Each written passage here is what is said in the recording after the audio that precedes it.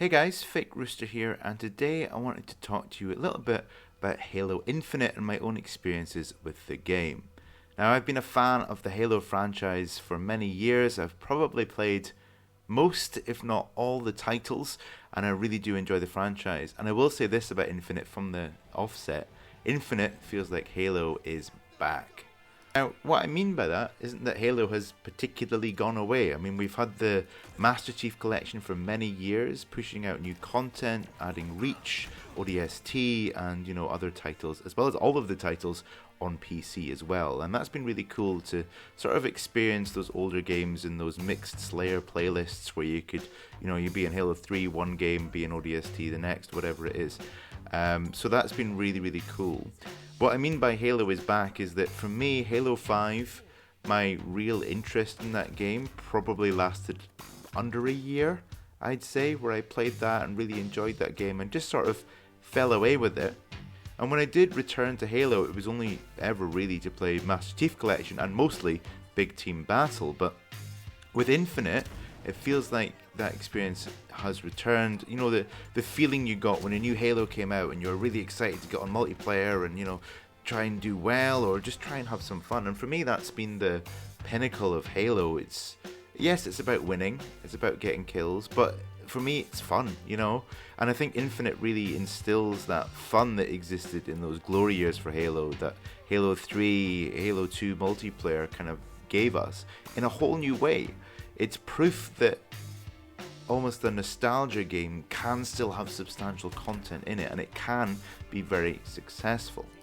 And yes, technically, Halo Infinite isn't out yet, and this is merely a beta, but an extended beta up to release. I mean, that announcement and the drop of the game alone was completely out of nowhere. It caught the whole community by surprise, and it was such a nice thing to have happened. I feel like, not to name names, but over the past few years, we've been looking forward to certain titles and certain franchises returning and being disappointed. All the hype building up to that release, giving this unrealistic expectation and then being a little bit disappointed. Now with Infinite, it dropped surprise. There's the multiplayer, off you go, you can go and play it now. There's the battle pass in there, there's progression, there's everything that's going to come with the final game, and it's all going to carry over to the full release in December. And I think 343 have taken a very bold step here, because already the game was delayed, so we knew that it had been a more refined experience, and most of us had experienced that technical playtest, which was phenomenal and played better than a lot of modern games do. And I guess personally, I've experienced the launch of Battlefield 2042. I've seen that kind of broken launch with lots of hit detection issues, with vehicle balancing, weapon balancing, all sorts of things that they are tweaking in updates coming later on, but I'll probably do a video about that at some point. But going from that game into Halo multiplayer is night and day. I said this on my Twitter, it's completely night and day, and Halo Infinite multiplayer is completely the game that we deserve as gamers just now.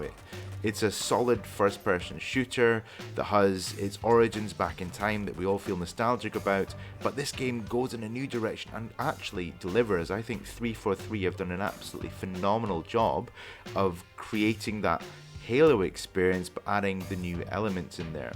Every one of the weapons in the game has personality, whether they're alien or human. They feel meaty, they feel great to fire and engage, and feel great to get kills with, for that matter. There's, as Halo has always done, a varying degree of skill for each of the weapons, and for me, getting to know those weapons has been very rewarding. For me, the best example of that is the Commando rifle.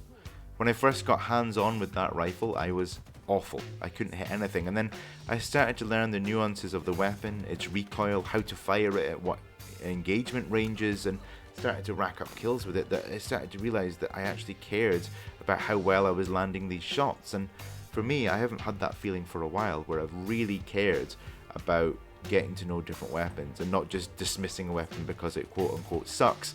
Mostly I suck with it, but it's been really cool, that learning experience, and I've started to use all the different sort of alien weapons and trying to pick up their, skill ceilings and trying to get better with them, and really had a good time with it. As a whole, as I say, the gunplay is very, very satisfying. It's very rewarding. If you pace your shots properly for the weapon that you're using, you are going to be getting a lot of kills. Now, I am not the best Halo player ever, as you can probably tell from the footage that's being shown, but for me, I've had fun. Even dying has been fun. I haven't felt like I've been getting steamrolled. Now, I know that some people on console, they're kind of kicking off about crossplay, not being able to disable it, seemingly, but I mean, I tried to do it the same way I did it with Battlefield, where you go into the settings and change your privacy and do that, but seemingly, according to a few people on Reddit, that's not actually working. But for me, I haven't felt that I've been getting steamrolled, and I have actually felt that people have been at my level. Now, I'm not saying there's skill-based matchmaking, because I'm not 100% on that, but it feels like that, and it kind of feels fair. I don't feel like I've ever been in a match where I have personally felt like I've, been steamrolled, gotten 1 kill and 15 deaths, and it not be just I'm having a bad game or I'm not hitting shots, rather than other people being much better than me, which has been kind of a nice experience. And I am an average Halo player. I'm not trying to be amazing, but if I can keep a 1 KD, then that's fine. But more importantly, if our team wins the match. And this is actually one of my gripes, if I could say that, about the game, is that you can't choose the playlists, because for me, on the Master Chief Collection, it would all be objectives. It would be Capture the Flag or Strongholds or Oddball. I'd like to play those games more than I'd like to play Slayer, but it is still fun, getting in there and testing out how well you've learned weapons and how well you can handle yourself in that sort of environment. Big Team is a lot of fun in this game as well. I think it's really cool to have other objectives other than Capture the Flag and Slayer. You've got that, I forget what they're called because I'm not very smart, but they've got that game mode where you have to collect seeds and power up your base before the enemy does. That's kind of a really cool game mode. All the vehicles feel really, really solid, and the way they come in is interesting. As the game progresses, the match is basically opened up to more and more powerful weapons being dropped off by pelicans at different points in the map. So you get your Scorpion tanks coming down eventually towards the end of the game, just to kind of push the teams up to that final point. And there is that zone total control mode that I think is actually really, really cool. Like it breaks the loop that you get in game modes like Domination, where you have to, you go to C, you lose A. Whereas this one, you've got to try and hold them all, which I really appreciate, because it definitely values those defensive players in the game, which, as someone that goes for objectives, tries to defend and capture where I can, it's really fun having that experience there. I mean, there are some issues with the game, don't get me wrong. As I've said, there's cross-play issues, there's the selecting playlist thing, but the biggest issue, and it's all over the news, you guys will know all about it, and that is the microtransactions in the game. I think it was someone calculated it's over $1,000 if you wanted to have every cosmetic. Now, we have got to bear in mind, yes, this is a free-to-play game, but how extreme do you really want the microtransaction element of the game? And I think from tweets that I've seen, that Sketch, the community manager, is going to come back to the community with some sort of acknowledgement of that feedback, or maybe what they're going to do about it in the future. And the progression in the game for the battle pass is extremely slow. You can only progress via challenges. Doesn't matter if you've captured the most objectives in a game. Doesn't matter if you've got the most kills. It doesn't really matter if you've got the most assists. You're not going to get rewarded battle pass wise for that, which I think is a shame.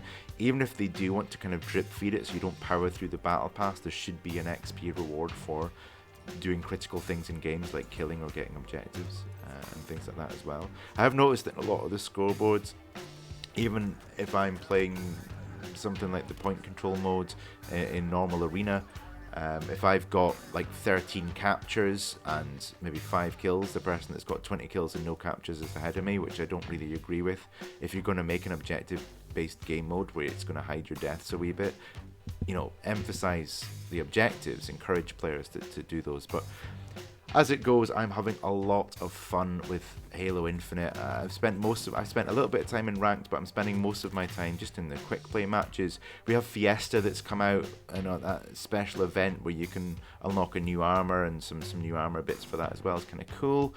Fiesta feels great. I mean, I feel like it's rare that I spawn with terrible weapons, but it gives you weapons enough to want to improvise. And as I said earlier in the video, you want to learn these weapons. You want to really try to succeed with them.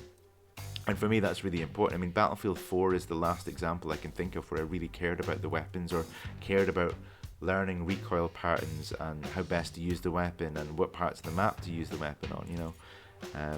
So, you know, I just wanted to create this little quick video just to talk to you guys a little bit about it. And if you're not playing it, please play it. I mean, it's free. You should really pick it up, give it a go.